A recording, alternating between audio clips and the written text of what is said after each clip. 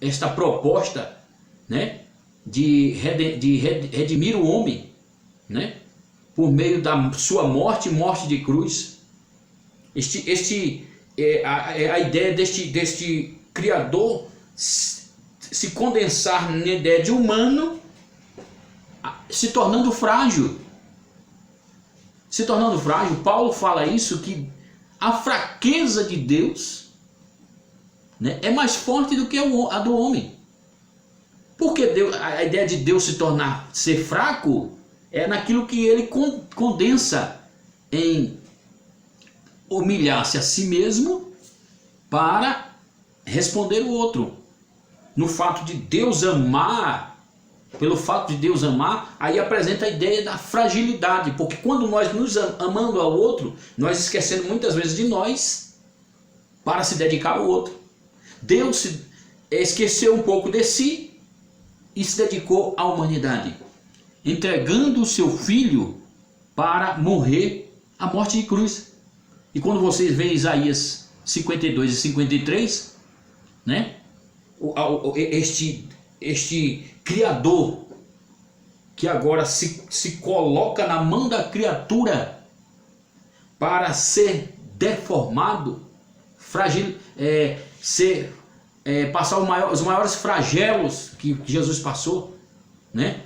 Chicoteado, amordaçado, e diz o texto de Isaías que na via dolorosa, quando ele está subindo, o texto diz, veio subindo como renovo, né?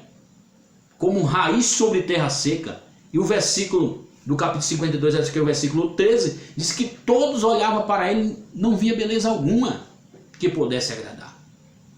Segundo alguns historiadores, diz que Jesus passou pela mão de uma corte romana.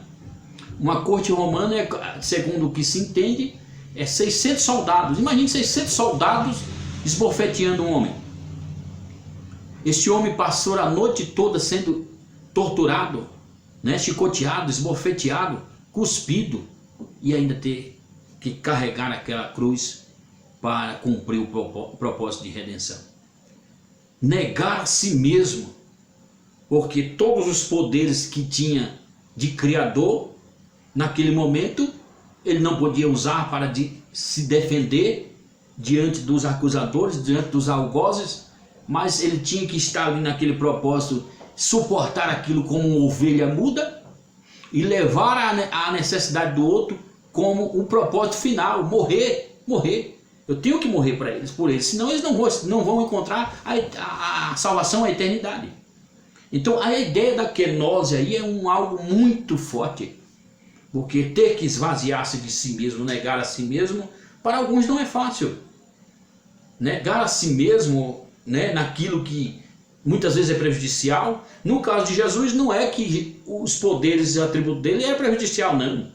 Os poderes dele é belíssimo, o poder de Jesus como Criador é fantástico, é magnífico, porque foi por intermédio desse poder que criou todas as coisas. Mas no caso da humanidade pervertida, decaída, quando ela não faz esse esvaziamento, é prejudicial, porque vai levar sempre decadência a alguém. O outro vai sempre estar sendo afetado pelas mazelas do pecado que está entrelaçado nesse homem interior, tá? Nesse homem interior, né? Dizendo eu sou, eu faço, eu posso, né? Eu quero, né? E sempre dizendo coisas que realmente é para si, nunca para o outro, né? Então observamos mais uma vez o texto, né? Diz que pela qual ele se esvaziou-se, né, de si mesmo. Essa expressão esvaziou-se é onde apresenta a ideia na palavra grega kenosis, a ideia de esvaziar aqui, né? Vou ler novamente aqui o versículo 6 e 7, né? Pois ele mesmo, subsistindo em forma de Deus, não julgou como usurpação ser igual a Deus. Antes, a si mesmo esvaziou, kenose, kenose, assumindo a forma de servo, de criatura. Condensou-se, tornou-se somente servo, criatura, né? Deus, criatura, né? Em figura humana, né? Então o Cristo Jesus, você vai ver essas duas expressões em Filipenses 2, Cristo Jesus, no primeiro versículo. Aí quando ele morre, né, e ressuscita, a expressão muda para Jesus Cristo. Você vai ver isso no versículo aqui, no versículo abaixo, que é o versículo 10, diz assim: para que o nome de Jesus se dobre todos os joelhos nos céus e na terra e debaixo da terra, e toda língua confesse que Jesus Cristo é o Senhor, para a glória de Deus Pai. Então você vê que muda a posição, né? No começo, no versículo 5, apresenta assim: e tem de vós o mesmo sentimento também que há em Cristo, o divino homem.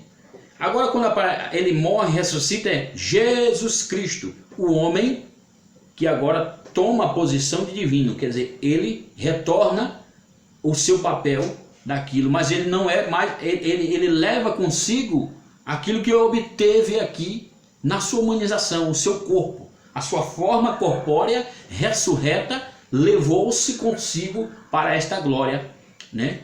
Pela qual entende-se que este corpo de Jesus já havia sido traçado há muito tempo antes da humanidade ser formada, pela qual Deus diz lá em Gênesis, né, façamos o homem a nossa imagem e semelhança. Para o judaísmo, esta é a ideia do chamado Adão Kadmon. Esse Adão Kadmon é o homem primordial, o homem existente antes da formação da criação. O Adão Kadmon é aquele que se inicia no projeto, né, do conselho eterno para a redenção de todas as coisas. Então, Deus tem um código da engenharia. Eu considero esse código da engenharia divina baseada neste nome, o Adão Kadmon, ou Cristo, o Messias, né? Este é o código pela qual todas as coisas que foram feitas por ele, nada do que foi feito se fez, e diz que todas as coisas vai se convergir mediante a ele, né? Então nada do que foi feito fora deste código da engenharia divina chamada Cristo Jesus, né? Ou Adão Kadmon, como assim queira alguém dizer, que é o homem primordial.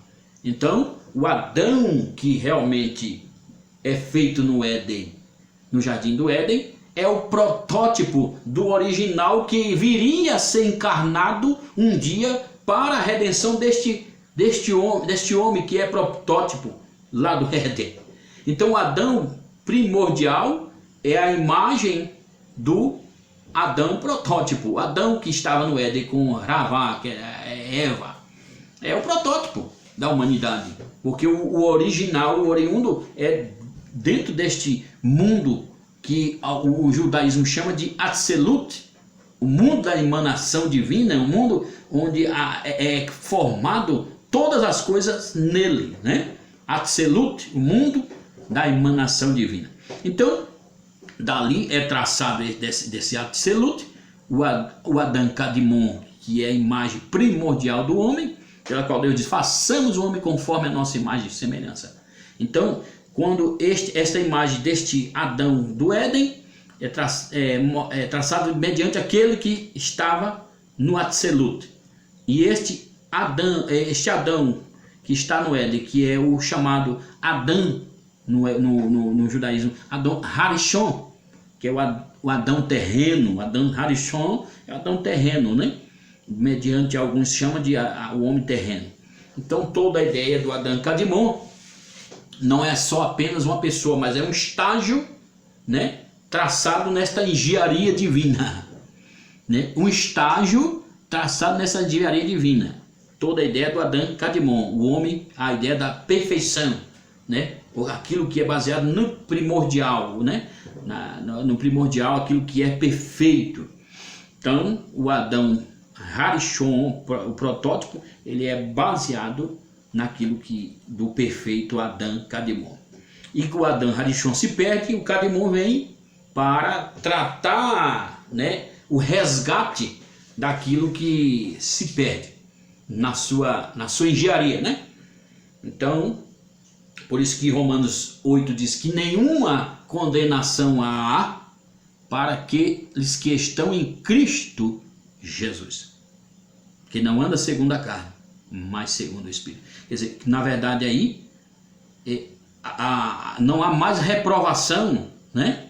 A reprovação daqueles que aceita este Cristo não é mais reprovado, né? Como seria a ideia de uma peça dentro de uma empresa, quando ela diante da usinagem, alguém vai traçando aquela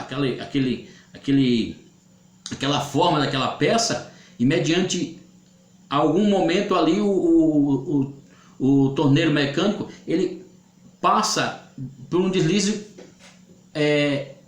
alguns chamam de matar naquela peça, e aquela peça perde o valor, então é jogada no refúgio, né? Jogada no refúgio para ali ser derretido ou feito outra substância. Mas no caso aqui, daqueles que realmente passa a aceitar a Cristo, não vai para o refúgio. Ele passa a ser alguém que é aprovado diante da engenharia divina para novamente fazer parte do propósito divino, né? Mas para fazer parte desse propósito divino, tem que haver este esvaziamento que é tão chamado kenosis, né? Esvaziar-se de si mesmo, esvaziar-se do seu próprio eu, né? Esta é a substância tratada neste livro de Filipenses tão grandioso, né? E vejamos que Paulo encerra a ideia de que, pelo fato dele se humilhar, né, de sobremaneira, ele recebe um nome acima de todo nome, né, pela qual deve se dobrar o joelho, né, tanto nos céus como na terra, e toda língua vai confessar que ele é Jesus Cristo, é o Senhor, para a glória de Deus Pai. Olha que coisa linda. Então, os humilhados serão exaltados. Então, a ideia de humilhar-se é esvaziar-se. Ninguém pode ter honra sem passar mediante esse conceito divino. Ninguém pode ter honra mediante o conceito divino sem humilhação. Os humilhados serão exaltados e os exaltados serão humilhados, né?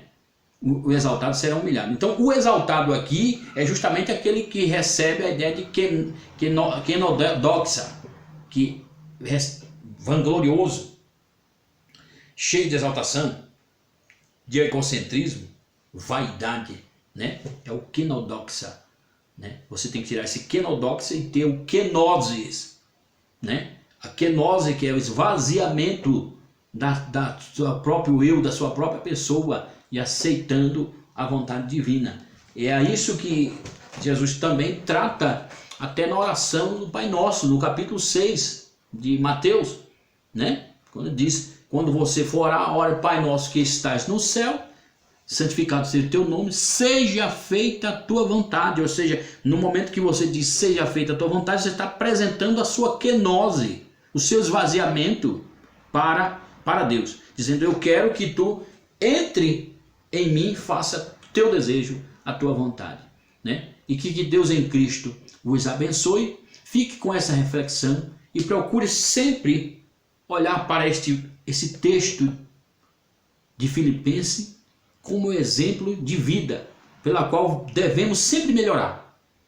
Se ele, como divino, esvaziou-se de si mesmo para trazer para nós a ideia do que devemos ser, porque nós não devemos nos esvaziar de nós mesmos para receber este divino dentro de nós, que é por intermédio do seu Espírito, porque o Espírito só preenche mediante a humilhação.